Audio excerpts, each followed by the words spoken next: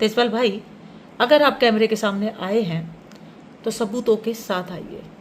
ये एडिटिंग से जो सबूत आपने बना रखे हैं उनको छोड़िए और सच्चाई के साथ। मेरे भाई, आपकी ऐसी कौन सी मजबूरी है जो आप हर महीने कैमरे के सामने आते हैं और एक झूठी कहानी को सत्य बताकर लोगों को भ्रमित कर रहे हैं?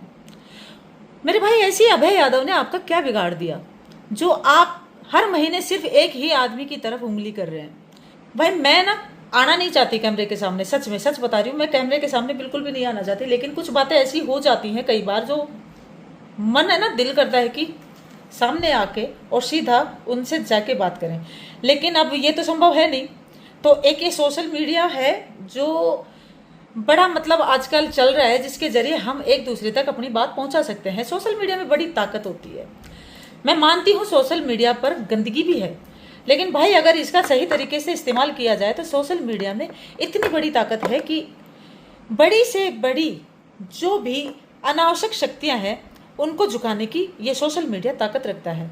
तो इसी के साथ मैं आज आप लोगों के समक्ष कुछ अपनी बातें रखना चाहती हूँ।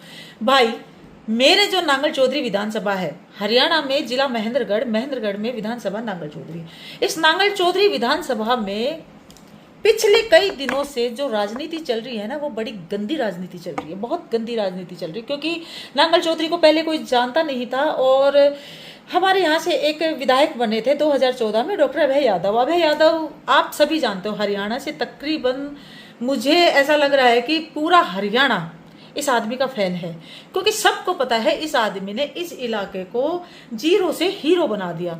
आप लोग फिर से सुनिए, जीरो से हीरो बना दिया डॉक्टर अभय यादव ने। काम करने का तरीका इनका अलग है, इनके काम करने की जो नीति है वो अलग है, लोगों में उठने बैठने का तरीका इनका अलग है। यहाँ तक भी मैंने आज तक इतने नेता देखे हैं, सच पूछो तो उनको बैठना नहीं आता, सही बता रही हूँ, उन नेताओं को बैठना नहीं आता। और कभी आप अभय यादव को देखो, 7 8 9 10 जितने भी नेता बैठे होंगे उनमें एक अभय यादव के बैठने के तरीके से आपको पता चल जाएगा कि ये आदमी सबसे अलग है। इस आदमी की सोच इलाके को ऊपर ले जाने की है। अच्छा, तो ये तो बहुत हो गया, ठीक है, मैं मुद्दे पे आती हूँ। भाई, आजकल एक फिर से अभय यादव के खिलाफ राजनीति चलाई जा रही है और उस राजनीति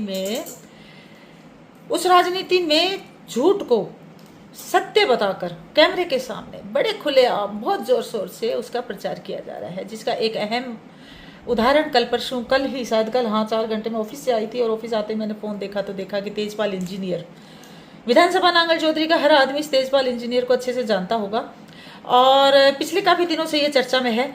पहले तो कुछ दूसरे मुद्दों पे चर्चा पे था, लेकिन जब से अभय यादव हारे हैं उसके बाद ये फिर से चर्चा में आ गए हैं। कैसे? भाई, बोलने वाले व्यक्ति को ढूंढ लिया जाता है और उसको ऑफर किया जाता है। अगर वो मानता है तो ठीक है, नहीं मानता है तो दूसरा आदमी ढूंढना पड़ता है। तो बस मेरे आज इस तेजपाल से, जिस हिसाब से ये कैमरे के सामने आकर अभय यादव पर सीधे आरोप लगा रहे हैं, तो इस तेजपाल भाई से आज मेरे सुनीता शर्मा विधानसभा नांगल चौधरी से मेरे कुछ सवाल हैं। मेरे भाई, कुछ सवाल अब हमारे भी, देखो हमारे अंदर इतनी तो हिम्मत है नहीं कि हम प्रेस कॉन्फ्रेंस कर ले, क्योंकि हम आम आदमी है भाई, बिल्कुल आम आदमी है, और ना हमें किसी भी नेता का कोई भी हमारे ऊपर हाथ है, हमारे ऊपर साथ है कि तुम बोलो मैं तुम्हारे साथ हूँ।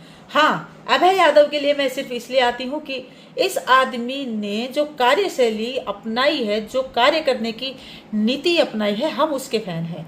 हम डॉक्टर अभय यादव के काम करने के तरीके के फैन हैं, तो इसके लिए मैं हमेशा सामने आती हूँ। तो तेजपाल भाई, मेरा आपसे पहला सवाल, आप कह रहे हैं कि किसानों से जबरदस्ती जमीनें ली गई हैं, आप ये भी कह रहे हैं कि मुझसे किसान आके कह रहे हैं कि हम पे तो दबाव बनाया गया। तो तेजपाल भाई, उस किसान के, जो किसान आपको कह रहे हैं कि हमसे तो दबाव में ज़मीन ली गई है, हमने अपनी स्वेच्छा से ज़मीनें नहीं दी हैं, हमसे दबाव में रजिस्ट्री पर सिग्नेचर लिए गए हैं, तो उन किसानों के नाम, उनके पिता के नाम सहित आप सार्वजनिक कीजिए। तेजपाल भाई, बार बार आप सामने आ रहे हैं, उन किसानों के नाम और उनके पिता के नाम सार्वजनिक कीजिए जो आपसे ये कह रहे हैं कि हमसे ज़बरदस्ती ज़मीनें ली गई हैं, हम पर दबाव बनाया गया है।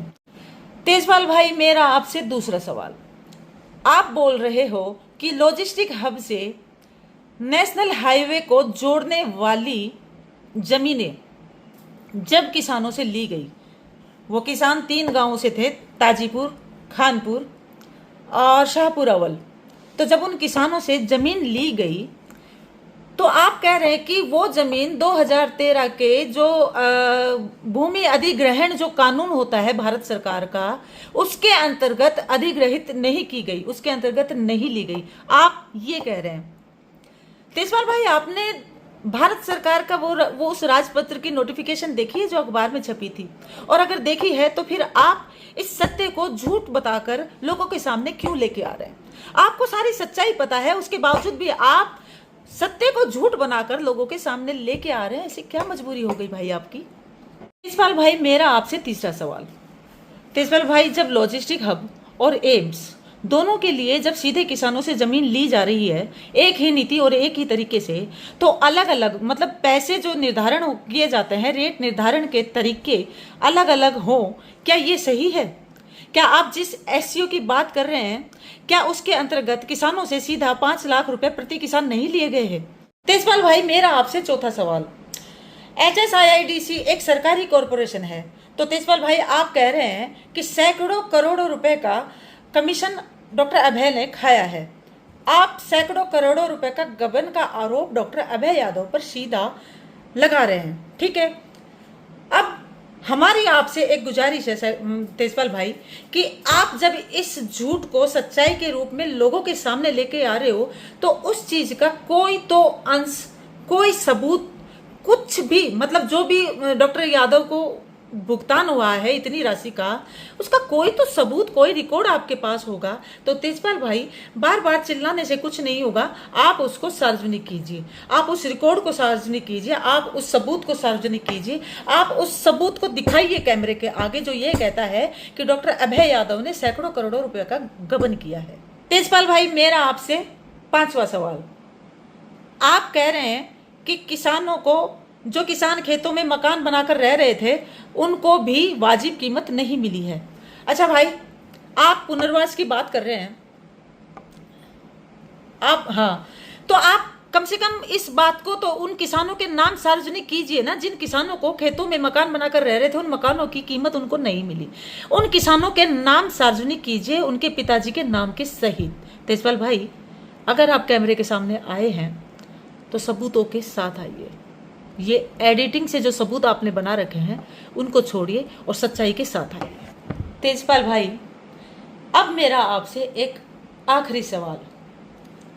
मेरे भाई, आपकी ऐसी कौन सी मजबूरी है जो आप हर महीने कैमरे के सामने आते हैं और एक झूठी कहानी को सत्य बताकर लोगों को भ्रमित कर रहे हैं?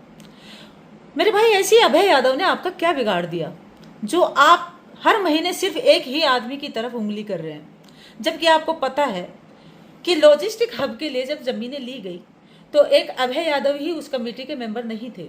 अभय यादव उस समय हमारे इलाके से विधायक थे। आपको अच्छे से पता है कि उस कमेटी के मेंबर कौन कौन थे। सिर्फ एक अभय यादव ही आपका टारगेट क्यों है?